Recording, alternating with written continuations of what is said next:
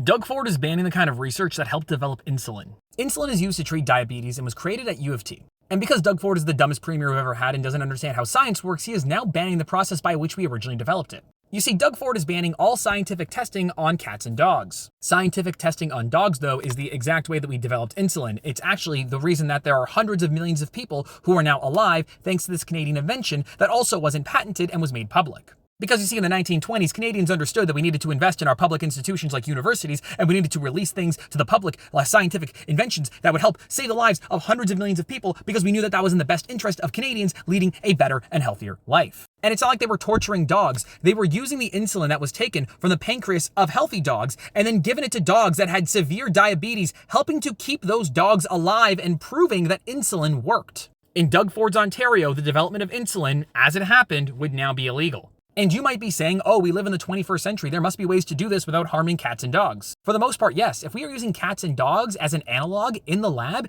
it means that we functionally need something about the physiology of cats and dogs that we cannot get out of rats. And before you say, oh, we domesticated cats and dogs, they only exist in the way that they do because of us.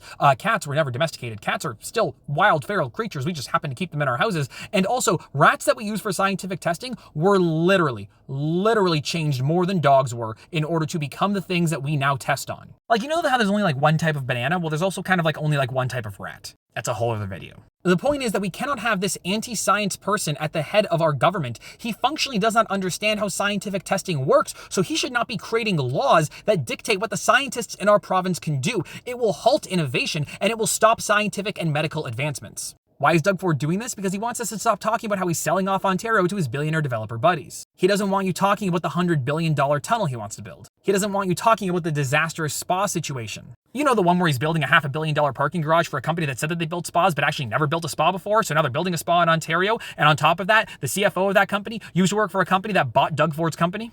Doug Ford doesn't want us talking about that. He wants us talking about cats and dogs. Unfortunately for Doug, though, he's an idiot, and even when he tries to distract us, he still somehow fumbles at the gate.